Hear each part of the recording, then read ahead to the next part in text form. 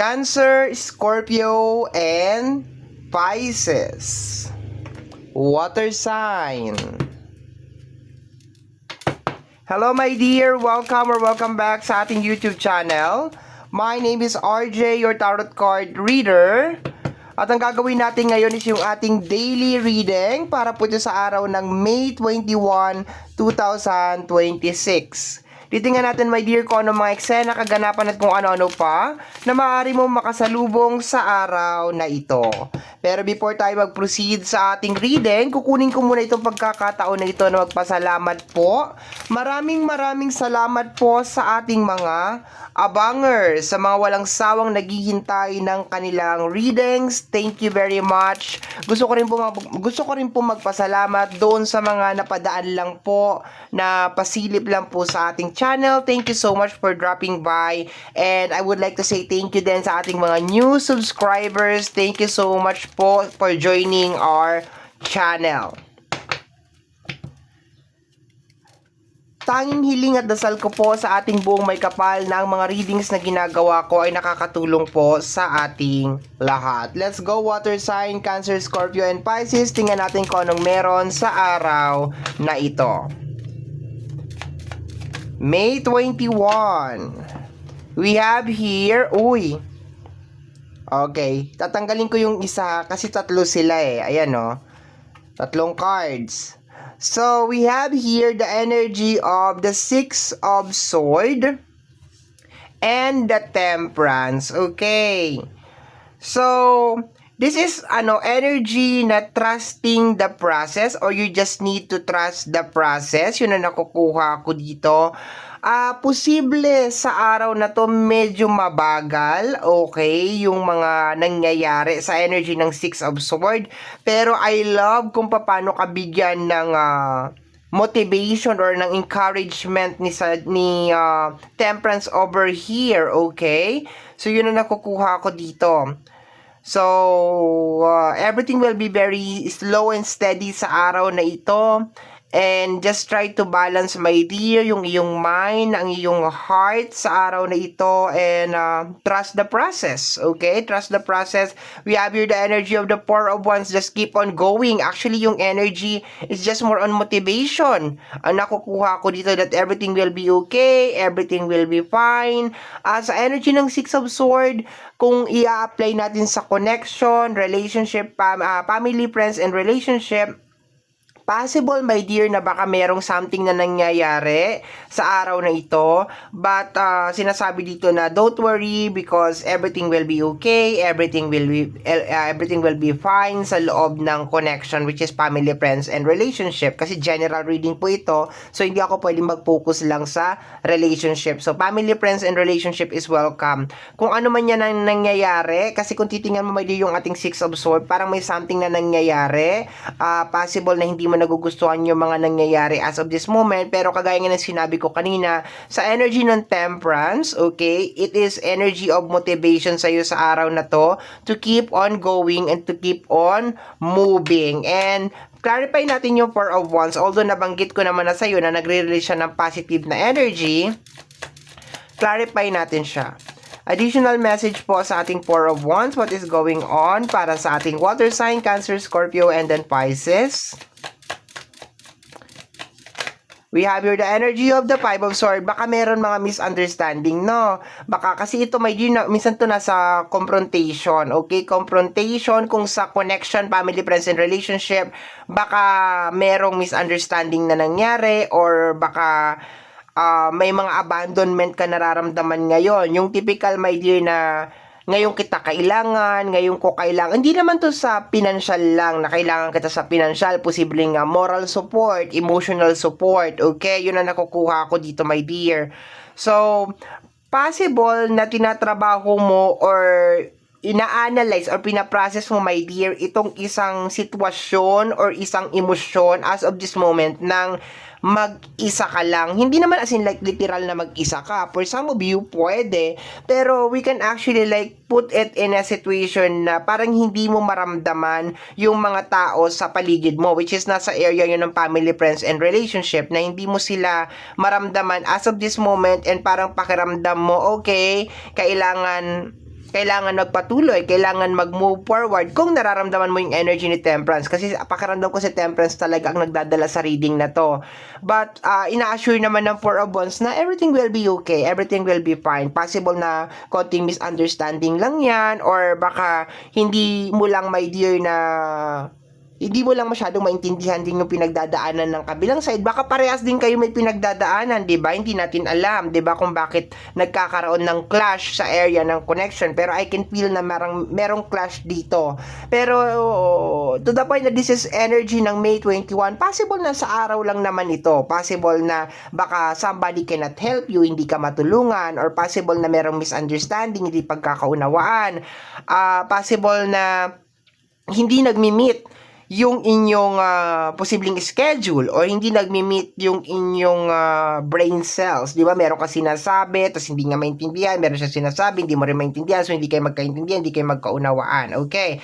And hindi naman as in like, I can see na parang nag-aaway or meron magsusuntukan or magbubugbugan this today. It's more on parang posibleng, parang tampo. Parang ganon. Parang nakakapagtampo lang na energy. So, possible na maramdaman mo yung ngayong araw na to na parang nakakatampo naman si friend, nakakatampo naman si mahal, nakakatampo naman si auntie, si kuya, parang may ganon, parang may tampo akong nakukuha dito. Pero eventually, magiging okay din ito. Sabi ko nga, baka hindi lang din, ayoko na maging one-sided, baka hindi mo lang din nakikita, my dear, na baka may pinagdadaanan lang din yung kabila, di ba? And maybe it is just a wrong timing na parehas kayong merong pinagdadaanan nitong tao na ito, kung sino man ito. Pero eventually, nakukuha ko dito, my dear, na it is actually releasing a very positive na energy na at the end of the day, magiging okay din ang lahat. And just in case meron kang struggle sa pinagdadaanan sa araw na ito, it is also releasing this energy na everything will be alright and makakayanan mo kung ano man yung obstacles and challenges na yon.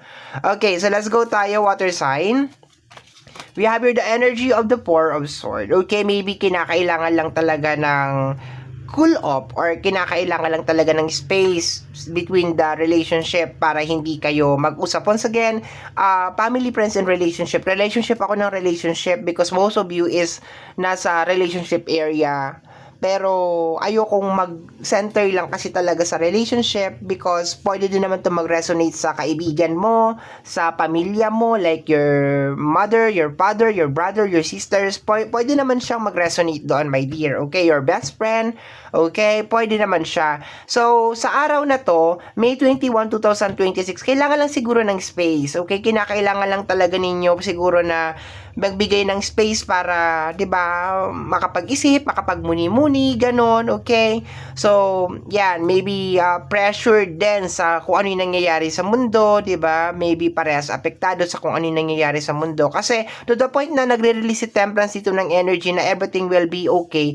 Posible, my dear, na bugso ng, although lamang yung sword dito, 'di ba? Baka nag-overthink ka lang din, 'di ba? Ganon sa partner mo or sa, 'di ba, connection, nag-overthink ka lang din. And yung energy niya is more on parang gumagawa ka, my dear water sign. Sorry ha, ayoko kasi maging bias na porket reading mo to magiging maganda siya. There's a tendency, water sign, na baka nagko-conclude ka ng isang reason, di ba, parang senaryo sa utak mo kung bakit nagkakaganon siya. For example, nanghingi ka ng tulong sa tao na yan and ayaw kanyang tulungan.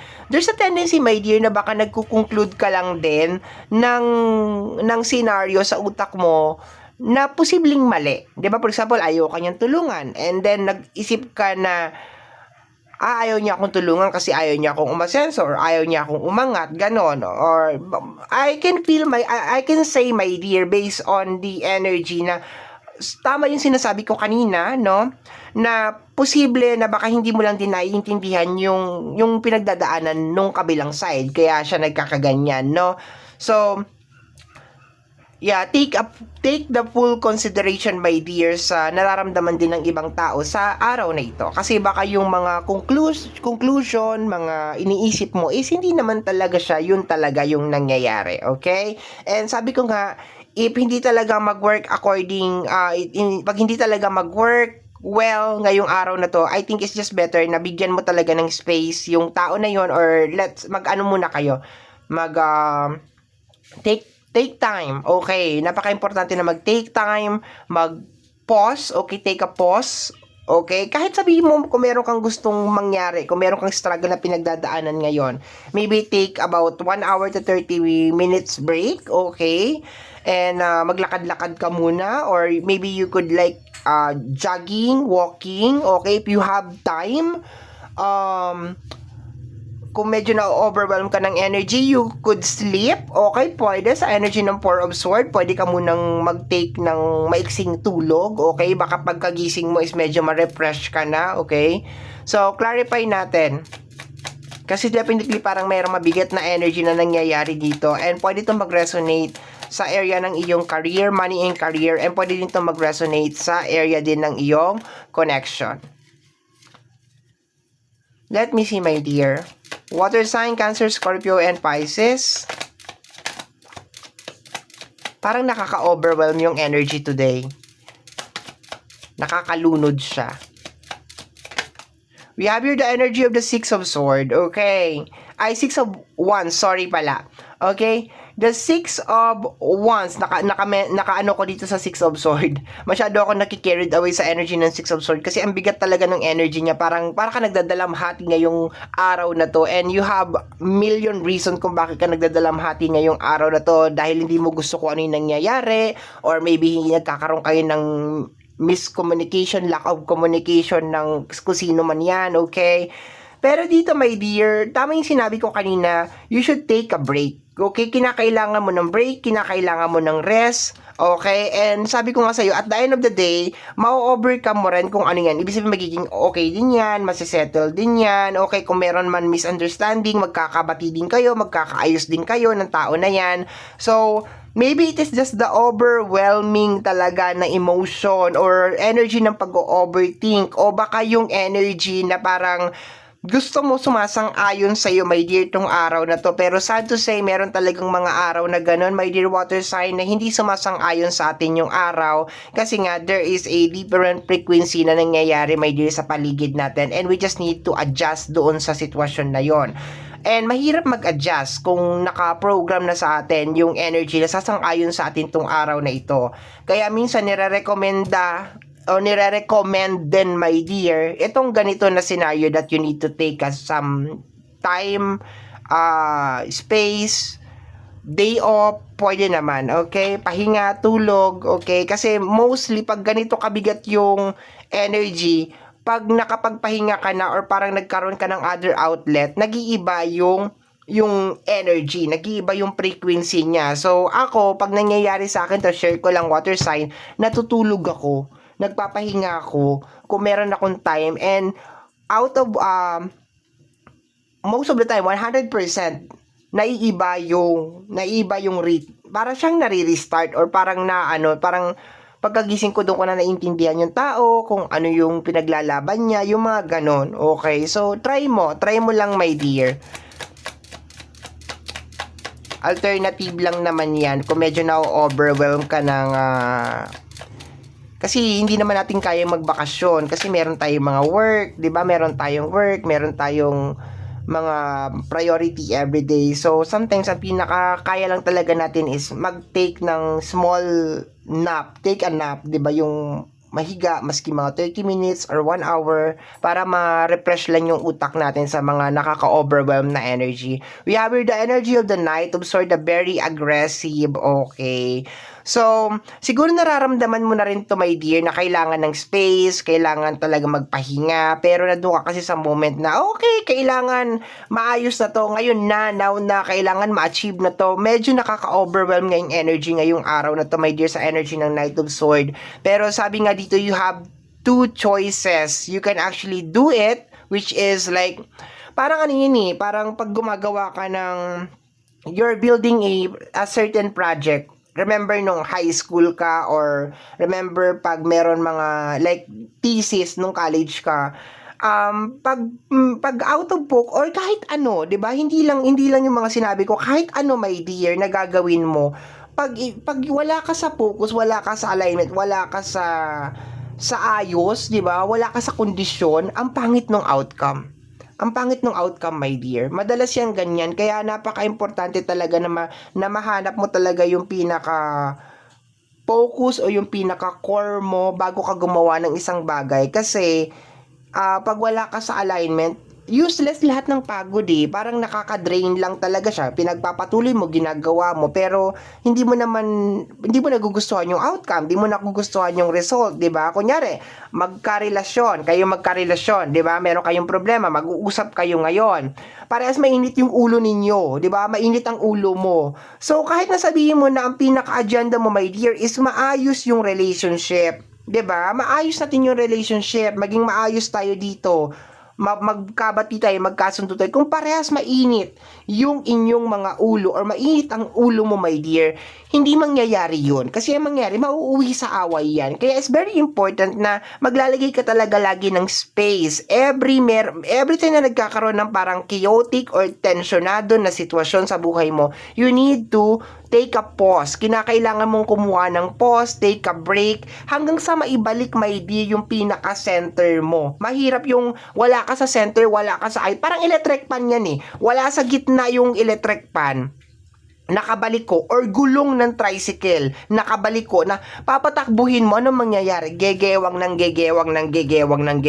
yan. Hanggang sa, ang sad pa dyan, baka meron pang maaksidente. So, i-stop mo, ayusin mo, yung sarili mo, i-align mo, and then saka mo siya paikutin. I hope nakukuha, my dear, ha? I hope naiintindihan. And sinasabi naman ng card dito na parang, kahit merong help or walang help ng kahit sino man, you can do it on your own. Okay? Kung may kinalaman man yan sa struggle mo as of this moment, you're expecting for help, walang mag-help, sinasabi naman ng card natin dito that you will be okay, you will be fine. Okay? Let me see. Of course, ibang scenario pag meron ng kasamang ibang tao kasi kailangan mag-match kayong dalawa. Kailangan merong same energy para maayos niyo yung kung ano yung dapat na maayos. Hindi yan magwo-work ng ikaw lang yung may desire na maayos yan. Pero at the same time, we need to take the full consideration na dapat when we are like initiating yung isang bagay sa isang tao din na hindi tayo nagiging bossy, hindi tayo nagiging demanding, hindi mainit yung ulo natin, 'di ba? Walang pressure habang nag-uusap. So sabi ko nga, paulit-ulit ako dito, you should take a pause sa araw na ito. Paki-clarify po yung ating Knight of Swords. Water sign, Cancer, Scorpio, and then Pisces. Okay, we have here the energy of the Hangman. Okay. 'Di ba? Tingnan mo oh. Para kang nagpupumiglas sa energy ng Hangman. Nakasabit ka dyan, tapos nagpupumiglas ka. Anong energy ang nagkakos kung bakit nakukuha ka yung pagpumiglas? Yung energy ng Knight of Swords. Okay. Hindi ka makakaalis dyan sa Hangman na yan kung magpupumiglas ka na magpupumiglas. Kailangan you need to sit. You need to stay still pala. Hindi mo kayang umupo, nakasabit ka nga, 'di ba? You need to stay still. Like still, yung hindi yung still na bakal yung you need to relax para makapag-isip ka ng paraan kung paano ka makakaalis sa sitwasyon na yan. Okay? So, it's very important ngayong araw na to rest, take a pause, meditation, yoga, prayer, okay? Whatever way na sa tingin mo makakatulong sa'yo, you can actually go out, walk in the park, or take a day off kung kaya naman. Kung hindi kaya, you cannot do yung mga bagay na yon, go to sleep, no? Kung kaya, mag-sleep, or kung hindi talaga kaya, super hectic talaga ng schedule, rather than mag-scroll ka at mag-stalk ka sa kung kanino ka nag-i-stalk dyan, or makichismis ka sa kung ano yung nangyayari sa buhay ng ibang tao, or manood ka ng mga kung ano-ano, I think this is the day na makinig ka sa mga relaxing music, meditation, yung mga ganyan, or motivational na mga kung ano-ano, my dear. Anything na magpo-promote ng positive na energy sa'yo, you need to embody it sa araw na to. You need to get it sa araw na ito, my dear. Okay? Rather than nagpupumiglas ka na parang gusto mong ipilit yung gusto mo, pero hindi naman. Sabi ko nga, my dear, hindi lahat ng araw ay pumapabor sa atin. Meron talagang mga araw, my dear, that we need to do the adjustment also. Bottom deck of the card is the energy of the Hermit. Hermit is energy ng isolation. Kino-clarify nito yung sinabi ko kanina na you need to take time na mag-isa ka muna, na quiet time. Kina-clarify nito, my dear. Ang hindi lang maganda sa Hermit is probably magkaroon ka ng mga realization sa araw na ito. And I just hope, my dear, na yung mga realization na yon, you will take it as a good energy, no? Although sabihin natin posibleng bad yung ma-receive mo ngayong energy na to, kasi sabi ko nga, posibleng meron mga rejection, meron mga hindi pagkakaunawaan, and so on and so forth, may mga bagay na hindi nag-work according to your will, or according to your plan. Pero you just need to convert ito, that ito na lang magandang explanation dito, everything happened for a reason. Lahat ng mga bagay na nangyari sa buhay mo may dahilan yan. Okay? Positive man yan or negative yan, lahat yan may dahilan. Okay? So my dear, hindi na ako magtatagal, napakahaba na ng reading mo. Okay? So maraming salamat sa mga nakaabot hanggang dulo, ang haba talaga. Okay? So, my dear, ito ang nasagap ko na message, energy para sa araw na to, May 21, 2026. Kagaya po ng sinabi ko kanina sa umpisa ng video, tanging hiling at dalangin ko po sa ating buong may kapal na ang mga readings na ginagawa ko ay nakakatulong po sa ating lahat. Maraming salamat po. Thank you, water sign.